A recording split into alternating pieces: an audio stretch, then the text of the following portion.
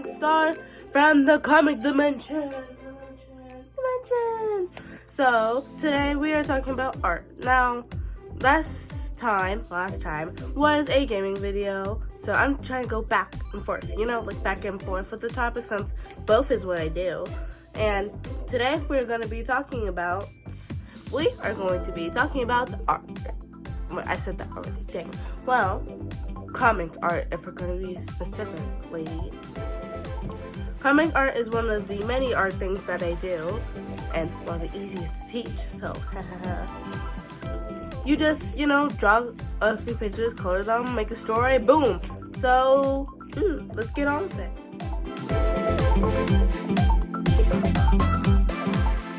Okay, so, comic art. I have a comic of my own, and I'm not showing you it until it's finished. And I can give sneak peeks, I know I can, but I'm not going to, because I don't want to. I want you to wait until it's finished. And that will be coming at least by when summer break comes. And summer break isn't here yet. So, I'm gonna, give myself a break. And let's talk about what inspired my love for comic books. This right here. This masterpiece of a book is why I love comic books and why I decided to write my own. So, let's give a round of applause to this freaking book that showed me why and what I should be doing. So, thank you. You're a fantastic series. But we're not going to give all the credit to them. We're also going to be giving credit to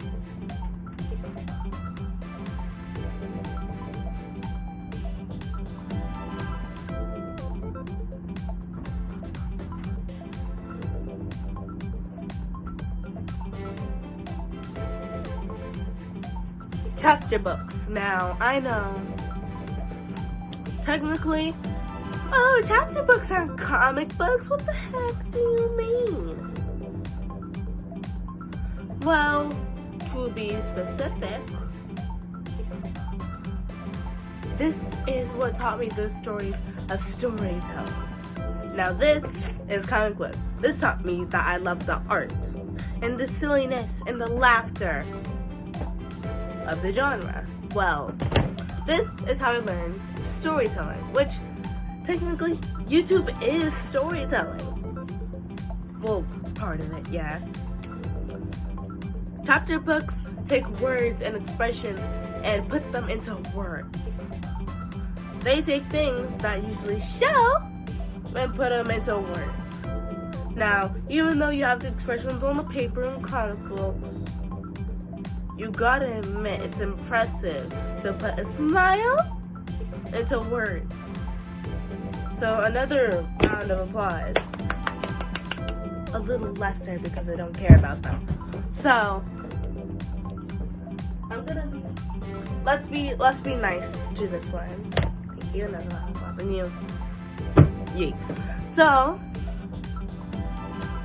let's get into the main idea of comic books. Comic art. You cannot have a comic book without the art. Sure, you can have it without the words, but you can't have it without the art. That's what makes a comic book a comic book. Without it, and it's just a blank piece of paper with lines on it. Come on. So, each one has panels. Panels that look like this. Just, panels. But some of them aren't just straight up like that. Some of them are like this or like that. So many different shapes. And you can put them in however you want. Diagonal, however you want. You choose the story. You choose the art. You choose everything. You can even go outside the lines. Because who freaking cares?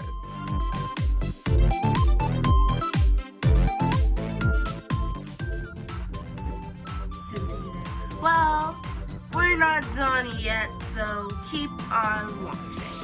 We have to talk about storytelling, which is not as big as a part, I guess, but you still need to think about it. We talked about pictures and how a comic book isn't a comic book without it. True, that's what the whole genre is about. But it's not just about that. Also, storytelling. If your pictures should follow along with the story, not clash with the story. Like, you're writing a story about a lonely sandwich, but the pictures only are pictures of an apple? What the heck? So, you gotta follow a story. Fine. Does it have to be a complicated story? No. Just a story you made up. Does the story have to completely make sense? No. Does it really have to be that complicated? Like I said, no. You just have to have fun. And as long as you're having fun, what can go wrong? And, you know, nothing can go wrong. Come on, nothing's gonna go wrong if you just have a little fun. And another thing, supplies. You can either write boxes from scratch each and single page, making sure everything is specifically perfect, or you can just buy a template from the Dollar Tree, which is exactly what I did.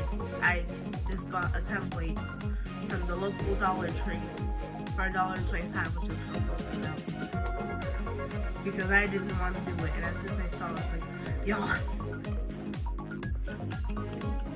Wait.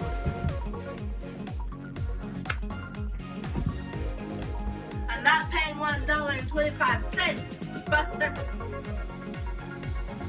Anyway, you can buy the supplies. Also, inks, alcohol inks can really bleed through paper, so either make sure the paper thick or just not buy anything with like too wet of materials like alcohol or real markers. You can get the non-bleed through kind. Just check the reviews, sometimes they lie. You can also get pens. Pens usually don't bleed, just not real inky pens, just they're like ballpoint pens. Like ballpoint pens, yeah. And also for coloring, markers or colored pencil shall work, just like I said. Make sure the markers don't bleed through the paper, or since comic books are double-sided, it's kind of all over. Or whiteout, which I'm yet to buy, but I should buy eventually. Our next trip to the Dollar Tree, I can buy some pencil, paper. All you need for a comic book is pencil, paper, some imagination, some boredom, some excitement, and of course, you. So, with all of that said and all of that done, what do we have to learn? 1. Draw pictures. It's not a comic book about pictures. Make it interesting, make it expressive. The anatomy doesn't matter. Just make sure that it follows part 2, the story. If there's a lonely apple in the forest, but it's set in a city about a sandwich, no. Follow the story. Come on, it's not that hard. And number 3, you don't need expensive supplies to make art. All you need is a pencil, paper, creativity, and a little boredom. Come on. And with that done, bye my comic stars, my comic friends in the shining world of gaming and art, meet content, and see you next time.